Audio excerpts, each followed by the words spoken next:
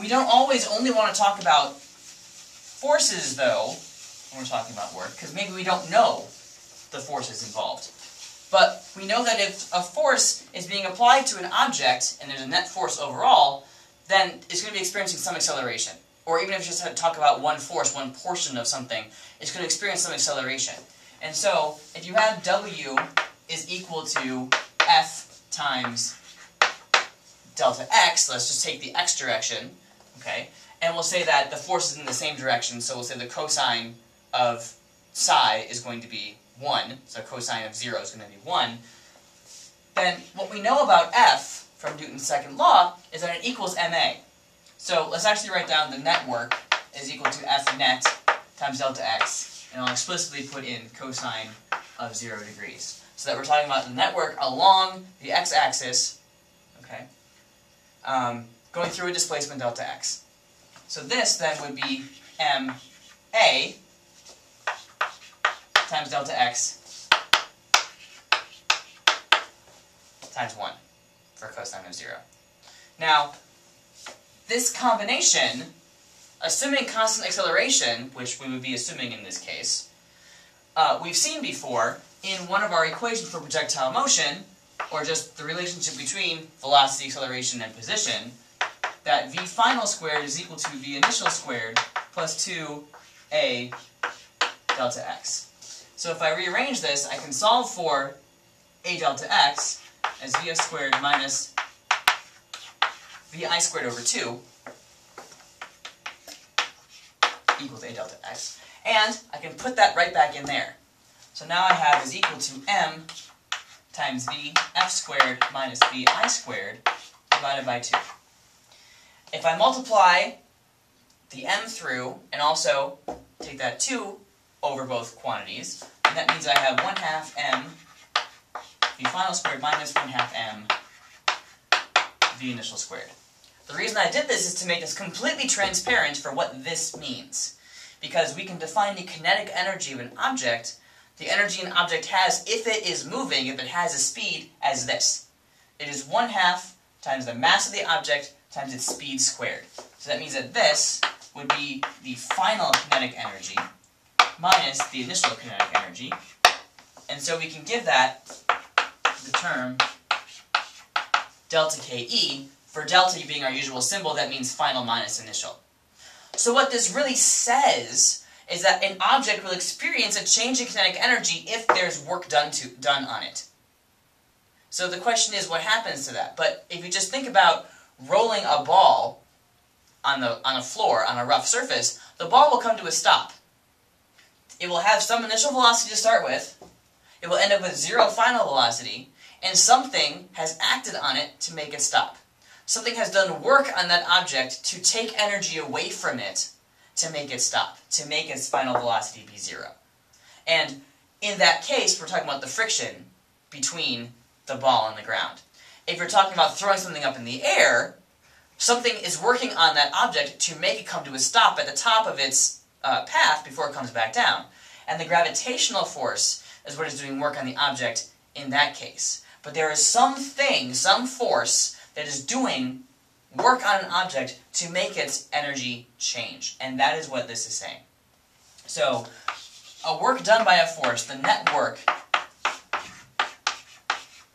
is equal to an object's change in kinetic energy. So, a work done on the object over some distance, some time, is equal to the change in kinetic energy of that object.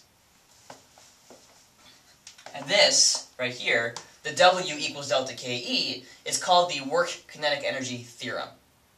So the last thing we talked about in class today was actually looking at the work here and realizing that friction, as I talked about, and gravity, which I just talked about, are two different types of forces.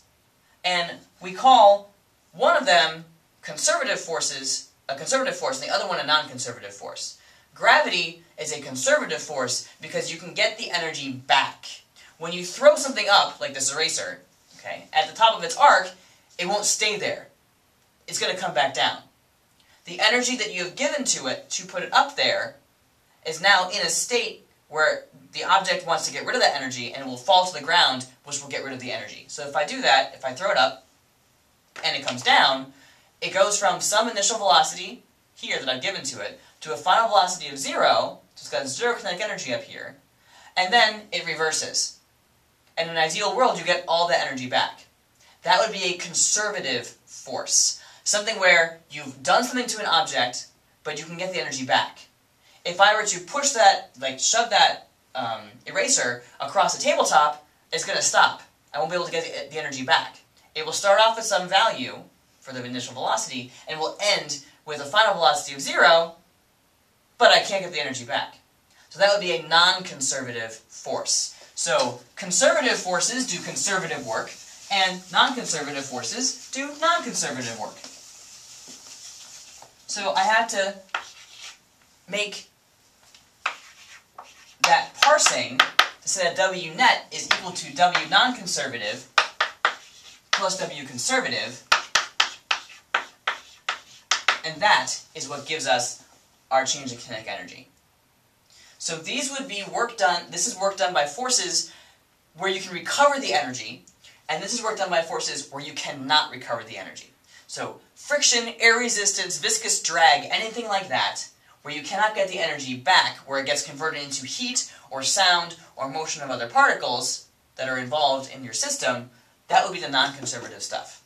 If you're talking about conservative work, where you can get the energy back, like jumping up and falling back down, that's the conservative work. So speaking of jumping up and falling back down, we also defined what that means for gravitational potential energy.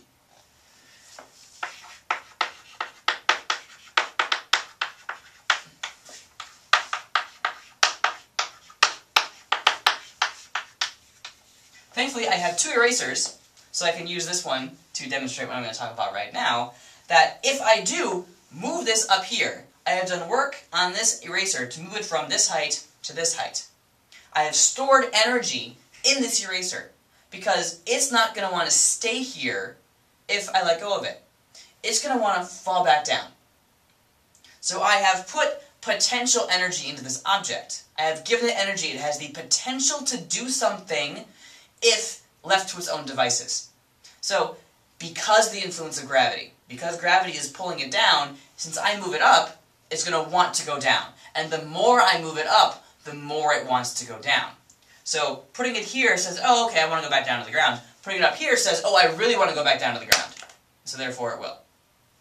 So that's the relationship between the height above the surface and the force of gravity. So, PEG is equal to mg times h, where h is the height above the surface. You can call that y also. You can either say it's mgh or it's mgy. Since we're talking about some height, and usually we're talking about the y-axis when we talk about that. So, why is this important? Because this shows up in the work. How did this show up in the work? Well, if I have the eraser at a certain height, and then I drop the eraser to some other height, if I just hold it and move it down, I've changed its potential energy.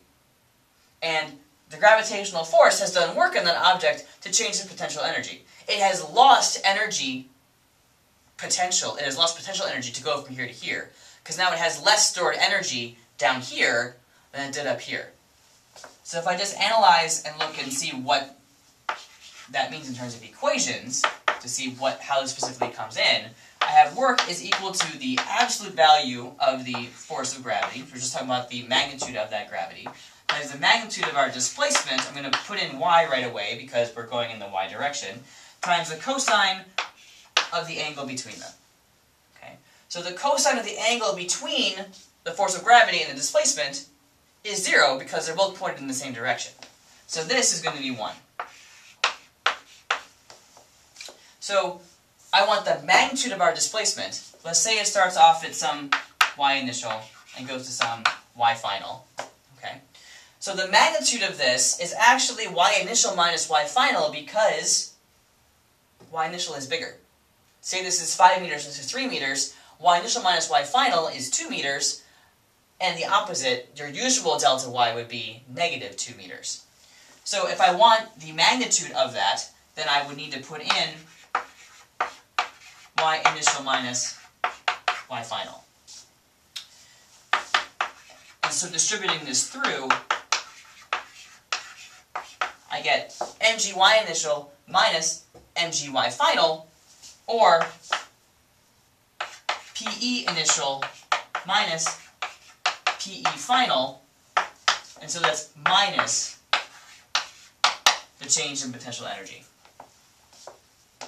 So it has lost potential energy by going from here to here, because it now has less stored energy here than it did up here. Okay. So I need to be able to put this back into this equation because gravity is a conservative force.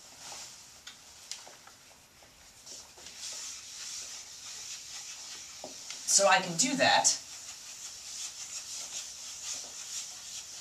Since the work done by gravity is equal to negative the change in potential energy due to gravity, then that means that the work-kinetic energy theorem now says non-conservative work minus the change in potential energy due to gravity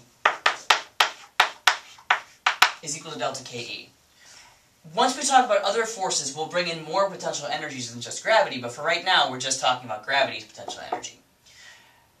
And so, we have an equation that relates all of the energies that are involved.